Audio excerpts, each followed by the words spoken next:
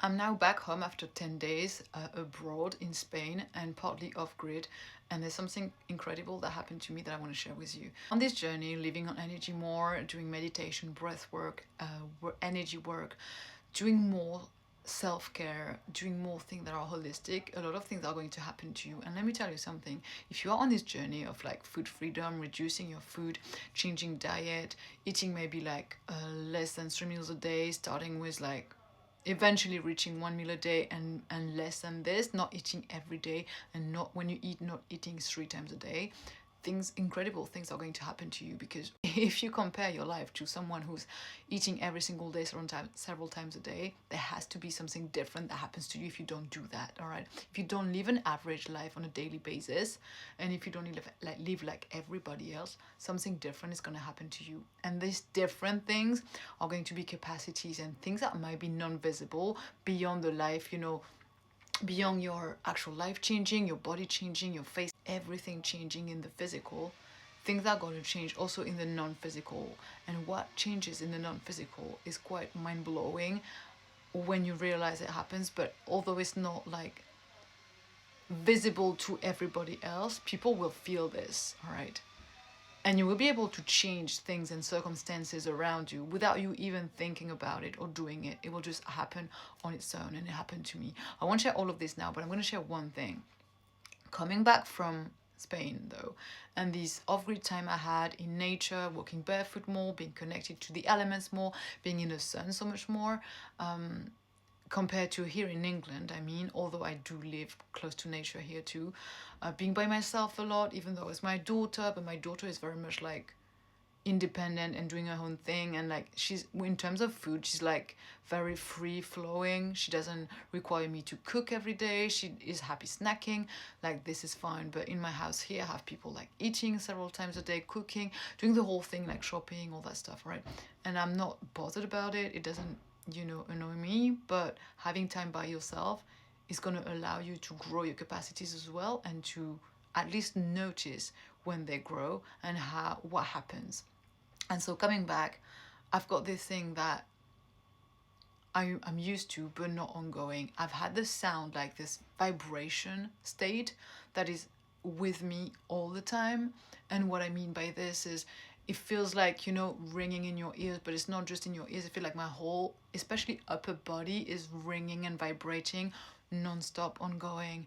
And it's not just that, but when you feel these vibrations, they also guide you and tell you what is, or shall I say, confirm what is good, what is best for you, and what isn't. So for instance, if I do something, if I think about a decision, it will make a certain sound and ring a certain way. All right, I'm gonna go into details, but now this is something a lot more common that people can experience with a shift of humanity. I want to tell you, are you experiencing this? And if so, are you making the best of it? Because this is literally how life should be.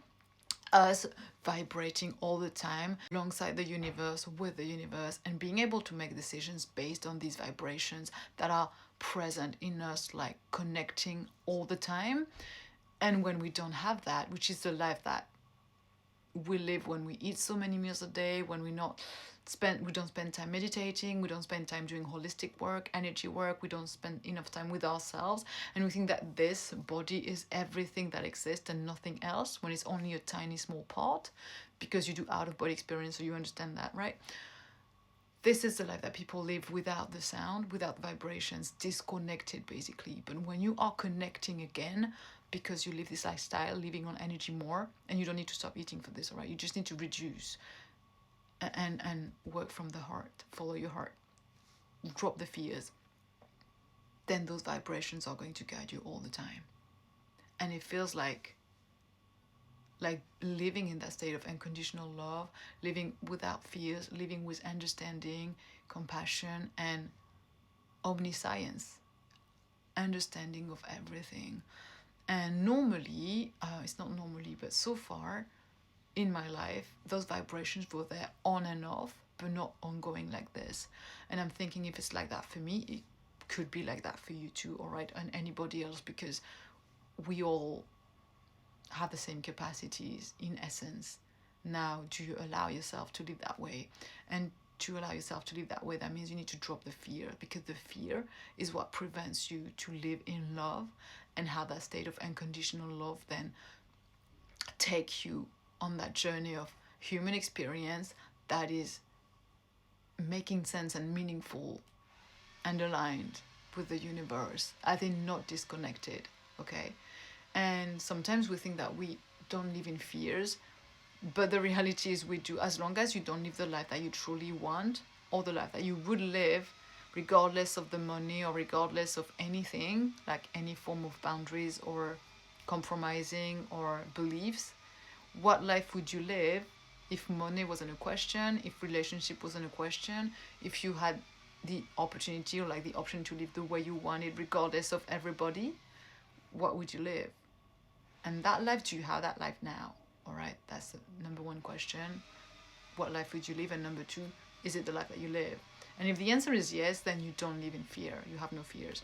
But if the answer is no, why is it no? You got to question this, because you are here because you chose it. You are here because you decided this. Your soul said, okay, I'm going to have that experience. Now, if you're not fully living that experience, you're not living according to your soul. So you're betraying your soul in a way. And if you're betraying your soul, it's because you have fears of something, but that something isn't even relevant, okay? And I was there myself, so I know, all right, it's hard. And recently, when I had my last deep, in-depth out-of-body experience, I realized that the fear that I had that was preventing me from traveling and going all the things that I wanted. And now I don't have this. But also around me, the beings that are with me and accompanying me in my soul journey know this. For instance, like one of my rooster died, my rooster died, and he was a reason in my life, like his existence as a embodied physical being, his existence like that in a physical body was a reason for me to not travel. But as I was traveling and I took a chance and I dropped the fear with my daughter, he died. Or shall I say in a better way, and I'm going to make a video about this, he chose to carry on his journey, astral adventures, and experience something else, right? Because death isn't actually death. The only thing that dies or change form is this physical body. But our soul, that's why I say your soul chose an experience before they choose another one.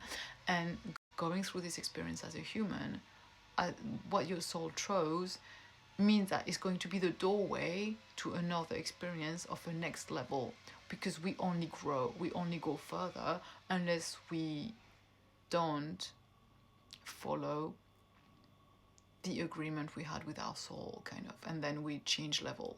And then that means as a human you can only go beyond that and explore other realities that are beyond the human existence, or you can drop at a lower level, like go back to being an animal, for instance, because you choose to not fulfill your soul's agreement, as in you choose to live in fear. So if you live in fear, it means that when this body actually dies, change form, and your soul is free again, your soul would instantly remember what you did do and what you didn't do that you agreed to do for that experience to happen, and then take you to another level. But if you didn't do what you chose to do, you will come back to redo and have a chance to redo it. Do you understand the whole karmic game, all right?